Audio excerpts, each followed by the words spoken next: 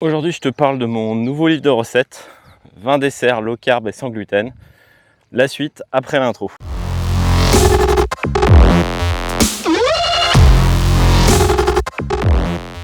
Voilà, j'ai mis un peu de temps avant de faire une nouvelle vidéo. Pour ceux qui ne me connaissent pas, je suis Jean-Loup. J'aide les gens comme moi qui avaient du poids à perdre leurs kilos et à maintenir cette perte de poids. C'est pour ça que j'ai commencé à rédiger ce petit bouquin, en fait, des recettes qui m'aident à perdre et à maintenir mon poids au quotidien. Il y a un an, j'avais pas mal de kilos à perdre et j'ai déjà commencé à les perdre. Et l'année dernière, en 2 mois, j'ai perdu 10 kilos. Bon, ça, tout le monde arrivera dans sa vie à perdre 10 kilos. Ce qui est plus rare, c'est de maintenir la perte de poids. Et aujourd'hui, j'ai encore maintenu cette perte de poids grâce effectivement à des tactiques, des recettes, notamment des recettes de dessert qui me permettent de tenir dans le temps. Parce que pour perdre du poids, vous devez toujours avoir, quelle que soit la méthode, un déficit calorique, qui soit conscient ou pas conscient, que vous comptiez les calories ou pas. Mais ce qui est aussi important, c'est la consistance. C'est-à-dire combien de temps vous pouvez durer dans le temps. Et c'est encore plus important si vous avez beaucoup de poids à perdre.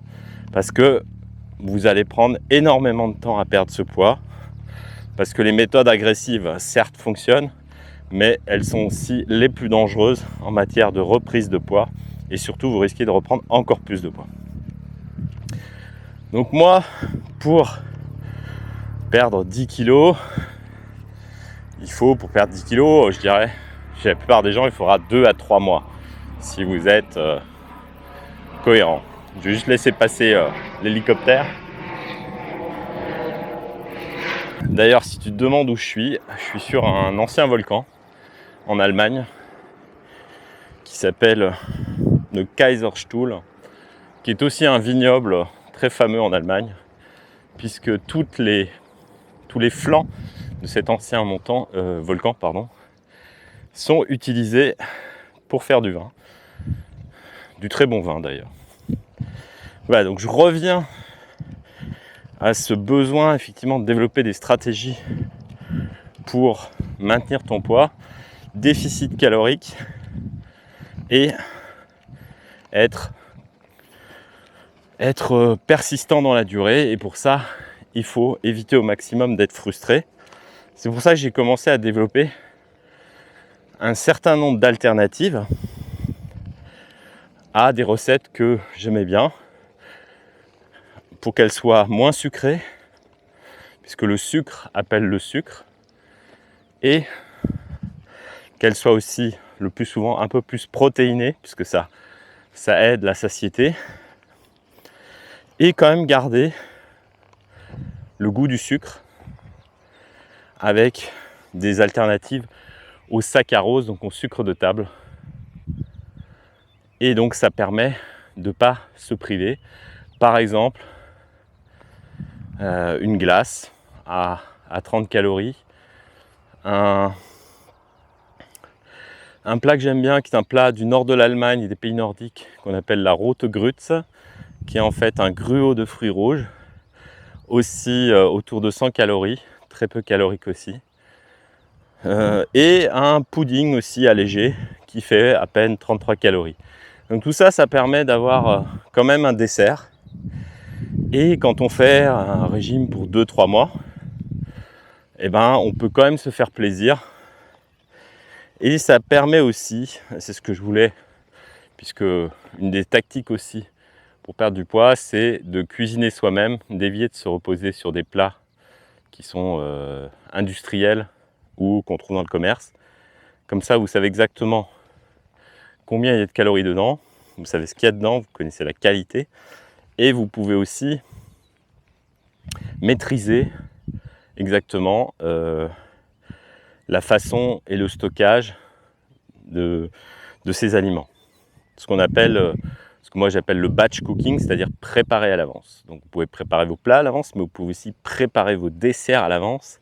Et c'est tout l'intérêt, c'est-à-dire que aujourd'hui la malbouffe est toujours à portée de main, c'est-à-dire que vous avez à portée de main des bombes de calories, de sucre, et d'aliments pleins d'additifs mauvais pour la santé. Si vous arrivez à fabriquer vos propres desserts santé en quantité à l'avance et que vous en avez toujours sous la main, vos chances de faire les mauvais choix vont aussi réduire drastiquement. Donc c'est ce que je voulais aborder pour aujourd'hui. C'est si vous êtes intéressé, il y a un lien sur cette petite e-book. Alors comme il y a du travail derrière, évidemment, c'est payant. À vous de voir si vous voulez l'acheter ou pas. Mais si vous voulez travailler dans le long terme, moi je vous encourage à éviter les frustrations et donc travailler à des alternatives. Que ce soit pour vos desserts, que ce soit pour vos plats principaux. Ne vous privez pas de ce que vous aimez, mais essayez d'alléger, de le rendre plus sain.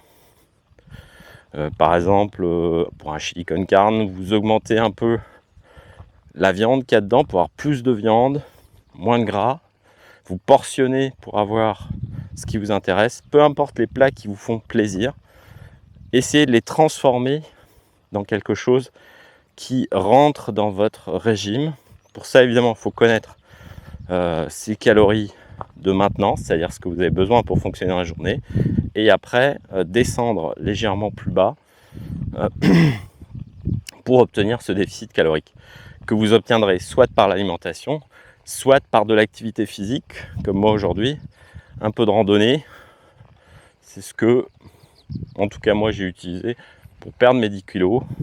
Une partie du déficit calorique qui vient principalement de l'alimentation, l'autre partie qui vient de l'activité sportive et du sport. Avec ce mix et des petites astuces, des petites recettes qui sont bien pensées, bien portionnées, vous pouvez tenir dans la durée et éviter d'être frustré et d'avoir une fringale. Voilà, ou alors par exemple d'être sérieux pendant la semaine et de faire n'importe quoi le week-end. Et je vous garantis que c'est possible de ruiner ces résultats en un week-end. Aucun problème, on en est tous capables. Moi, je veux tous vous encourager quand même à perdre du poids, même si ça fait des années que vous n'avez pas réussi. Il ne faut pas perdre espoir. Et en fait, ça fait énormément plaisir une fois que vous atteignez vos objectifs. Moi, effectivement, à l'heure actuelle, j'ai 43 ans, mais j'ai retrouvé le poids que j'avais à 30 ans. Et je compte, bien sûr, retrouver le poids que j'avais même à 25 ans. Alors ça vous rajeunirait pas, ça vous rajeunit pas pour autant, mais ça vous permet de retrouver un peu de mobilité, sachant qu'avec l'âge, moi à l'heure actuelle j'ai une blessure à l'épaule qui guérit très mal, vous récupérez moins bien, mais si vous avez aussi moins de poids à porter, ça vous évitera de vous blesser. Et quoi qu'il arrive, effectivement, il faut accepter son âge. C'est-à-dire que si vous faites de la muscu à 43, vous ne récupérez pas aussi bien qu'à 25, mais vous intégrez ça dans votre planning de musculation et vous mettez tout simplement plus de récupération et vous acceptez ce fait pour pouvoir progresser.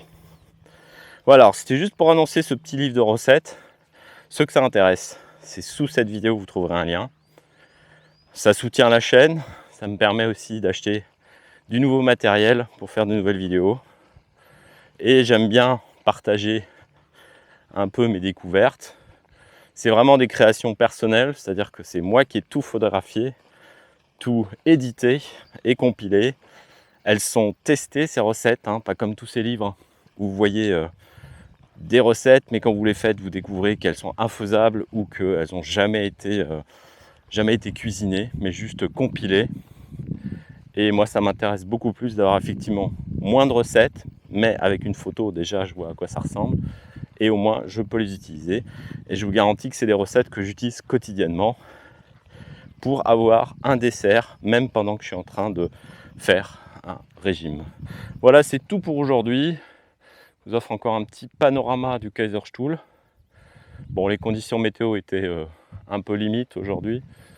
Je ne sais pas combien de temps j'ai aussi avant que l'orage arrive, puisque je le vois qu'il est... Vous voyez, derrière moi, c'est déjà relativement sombre. Et c'est jamais bon d'être sur un sommet quand l'orage arrive. Donc je vais peut-être interrompre ma rando pour aujourd'hui, dès que je verrai les premiers éclairs à 3 km, pour redescendre rapidement en altitude. Et voilà, je vous dis à très bientôt pour de nouvelles vidéos. Ciao!